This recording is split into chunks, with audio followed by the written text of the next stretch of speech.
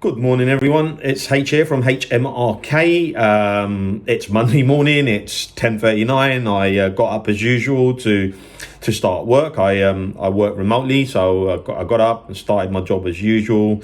Been on my team stand up this morning. However, I've been inundated with lots of WhatsApp messages, and the news basically is Nuno has been relieved of his duties as Tottenham Hotspur manager.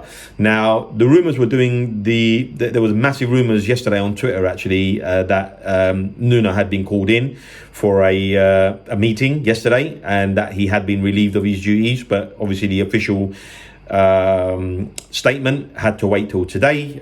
It has come out, and I'm going to actually quickly read it. I've got it up, and so basically it went out at 9:47 this morning, so it's been about an hour or close to an hour, and the statement reads: the club can today announce that Nuno Espírito Santo and his coaching staff, Ian Cuffrow and Rui Barbosa and Antonio Diaz, have been relieved of their duties.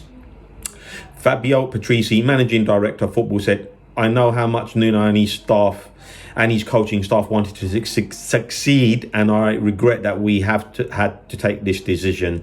Nuno is a true gentleman and will always be welcome here. We should like to thank him and his coaching staff and wish him well for the future. A further coaching update will follow in due course."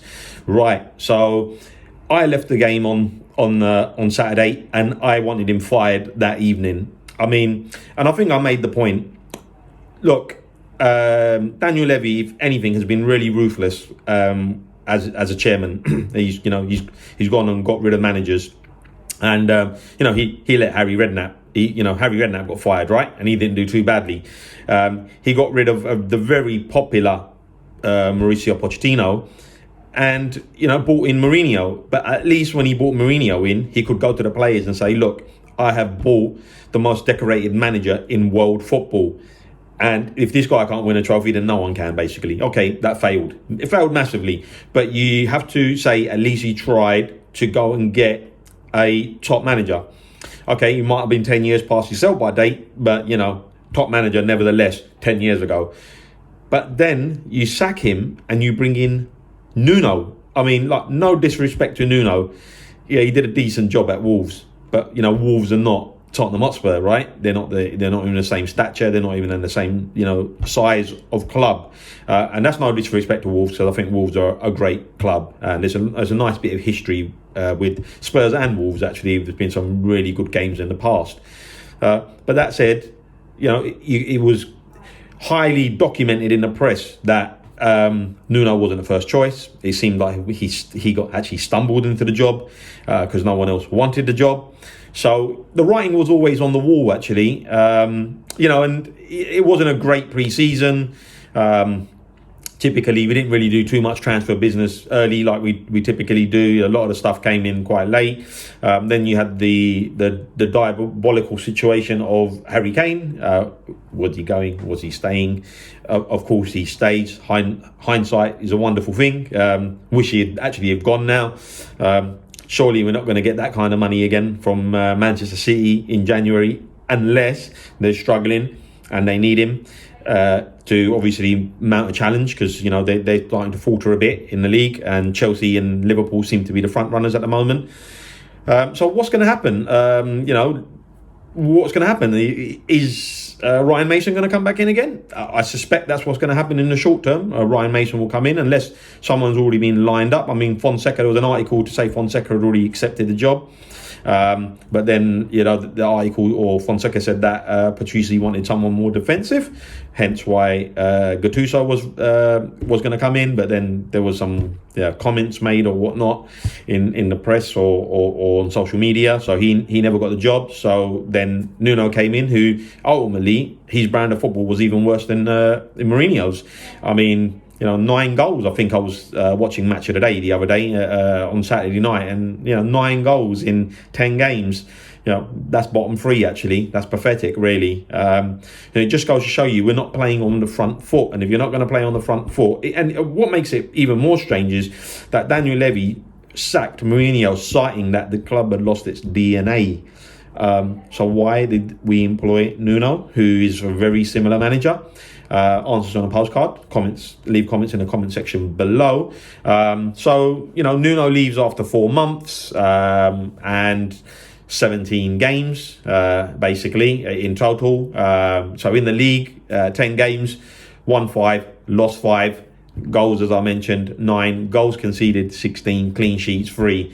And that works out at 1.5 points per game, which is a 50% win-loss ratio, and goals per game 0.9. So, and goals against 1.6. It's very similar to Jacque Santini. Just having a look at some stats here, he had a really similar record: games 11, won 3, drawn 4, lost 4, goals 4, 6. Goals against only 9, and that was only 1.18 before he left. But I was at the game, and he made his sub. I don't think he had any tactical nous at all. I don't think he filled me with any confidence. I feel he didn't fill the fans with any confidence. You didn't think that he could make a tactical change that would actually move the game into our favour, swing the game in our favour, give us more possession or give us a little bit of more cutting edge. I mean, he took Lucas off and brought Bergwijn on. I'm sorry, but I've seen enough of Bergwijn to think that he's not a very good football player. That's just my personal opinion. I know the lad's had injuries and he's young and whatnot, but I think he scored a couple of goals. He scored against Manchester City on his debut, and I think he scored against Man United after lockdown. I just can't seem to remember any other goals. He doesn't seem to get any shots off. Final ball's terrible. He just looks like a player probably low on confidence, actually. But take off Lucas, who's our most direct player, who actually runs with the ball and tries to do something, and then you got the fans singing, "You don't know what you're doing." I think the writing's on the wall. I think he didn't do himself any favours. As much as I hate booing the players or the manager, the atmosphere was really hostile on Saturday, and I just felt leaving that game that Daniel Levy would have no choice but to fire him, and the hammer has fallen. He has lost his job 4 months and 17 games into his tenure. I don't think he'll be remembered. The history books will say he managed us, but I don't think us fans are going to remember him too fondly. I just hope we get a better football manager. There's talks about Fonseca coming in. Yeah, there's talks about Potter, who's my choice actually. I would like to get Graham Potter in from Brighton, because I watched them against Liverpool and they were a handball away from going 3-0 down. There was a handball, but they were a handball from going 3-0 down. They didn't, and then they pulled the game back 2-2 at Anfield, and they play football, and he can make the tactical adjustments. He made the adjustments in the second half, and you could see that Brighton were pressing slightly higher up the pitch. And if he can make the tactical adjustments and Nuno couldn't, then I'd like this guy to be given a chance. He's young, he's English. He likes to develop players. He will kind of fall into what Daniel Levy is looking for in terms of a football manager. I mean, the obvious choice would be Conte, but to get him in, he could be quite decisive as a manager as well. He might create fractions within the squad, but the squad haven't kind of put themselves out there, have they? Let's be honest. To me, the squad have got Potts fired or sacked, Mourinho sacked, and probably now Nuno sacked, but Nuno didn't help himself. But this is ideally the same set of players, and they've not been playing for now 2 or 3 years. So it feels like it's a time for a complete clear out. We need to start again. We need to get, I know the word project gets branded about a lot, but I think we need to have a look at another project, because clearly the club, I read an article somewhere that the club would be looking at like about 3.5 billion to sell. And when you think the Saudis signed Newcastle for 300 million, that's chasms apart, right? No one's going to buy us for 3.5 billion. So we're stuck with ENIC, we're stuck with their model, we're stuck with the Tottenham Hotspur Stadium, we're stuck with trying to nurture youngsters, trying to have the whole ethos where we develop players and buy within our means. So we're stuck with that model.